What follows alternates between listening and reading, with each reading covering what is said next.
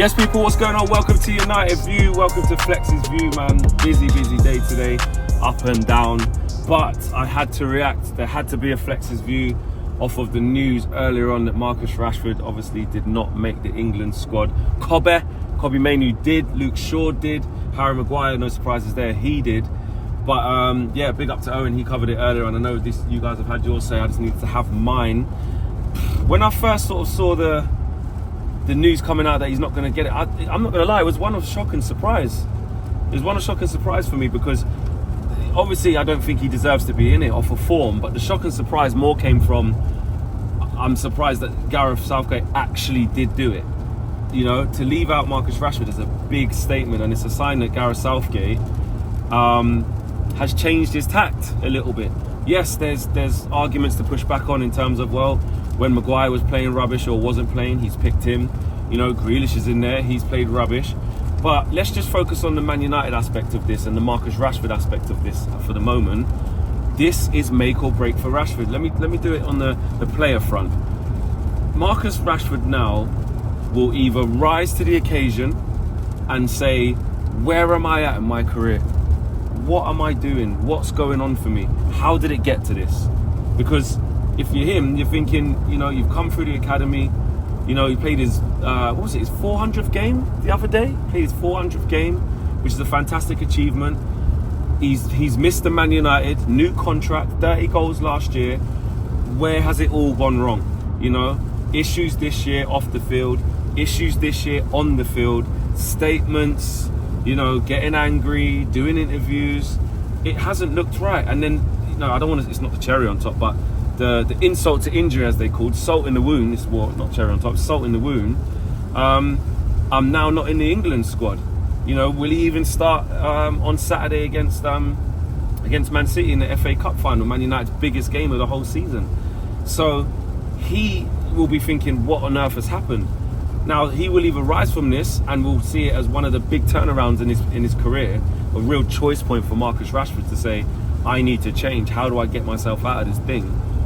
Or it breaks him, and nobody wants to see that. Or it's, remember when Rashford used to get in the England squads? Or it's, remember when Rashford used to be Man United's main man? Remember when Rashford used to be the man? And then all of a sudden he becomes this player who just never fulfilled his potential. That is how serious I think this actually is, because he's never been in this position in his whole career. Is it something that he needed? Is this the wake-up call where Rashford goes, I need to get a grip of this. I'm supposed to be him. Do you know what I mean? The brand Marcus Rashford has taken a damning hit this year as well. The player, the man, the personality, it's all taken a massive hit.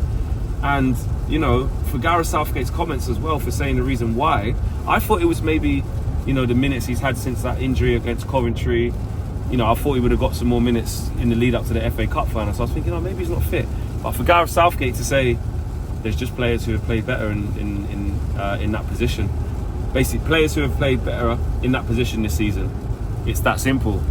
I mean, that tells you everything. And then since then, I saw that Marcus Rashford obviously put up a post saying good luck to the guys for the game, not for the game, for the tournament. Sorry.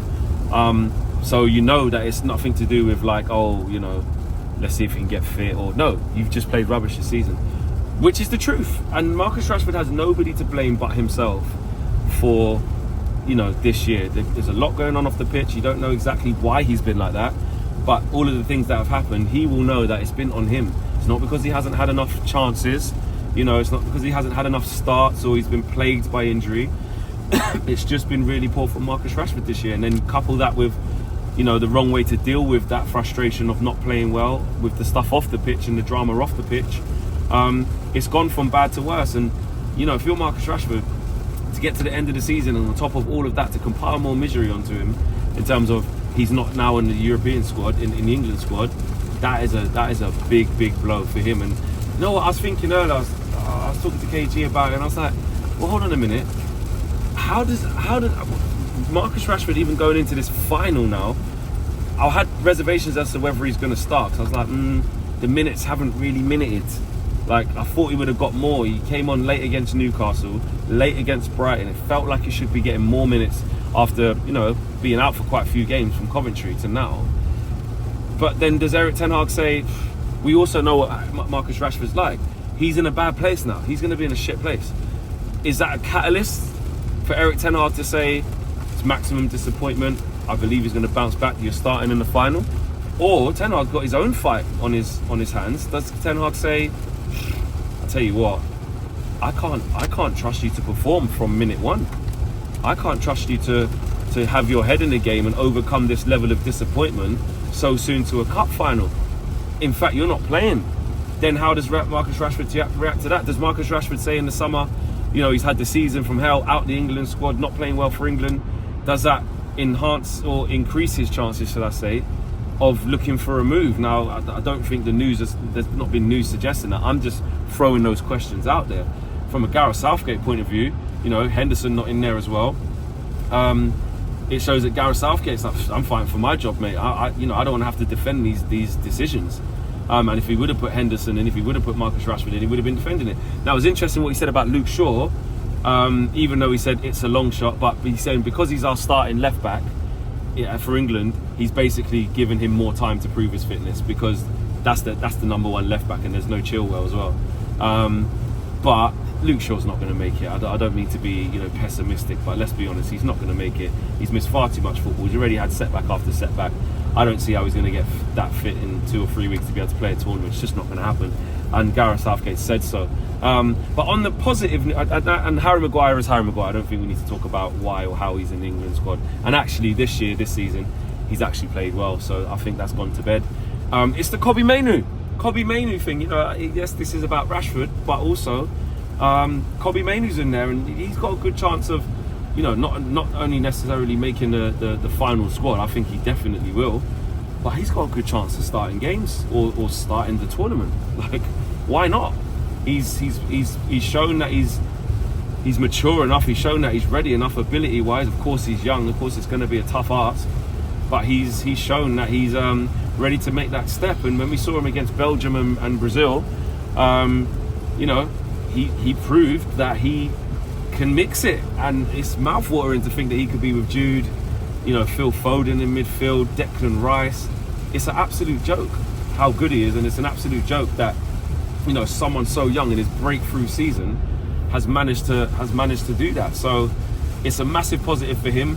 And again, back to the Marcus Rashford thing, you're looking at Kobbie, mate, you was just with him in England camp, like showing him the ropes, showing him where the dining room is at St George's, showing him flipping where the medical room is, showing him where everything is in the changing rooms, and now you're not in it, you know. So yeah, Marcus Rashford, man, on one hand I feel it for him, but on the other hand, it's no one to blame but himself, and he has to make amends. He really does have to make amends. Let me know what you guys think in the comment section below. Smash a like on the video, subscribe to the channel if you are new, and I'll see you on the next video. Take care, peace.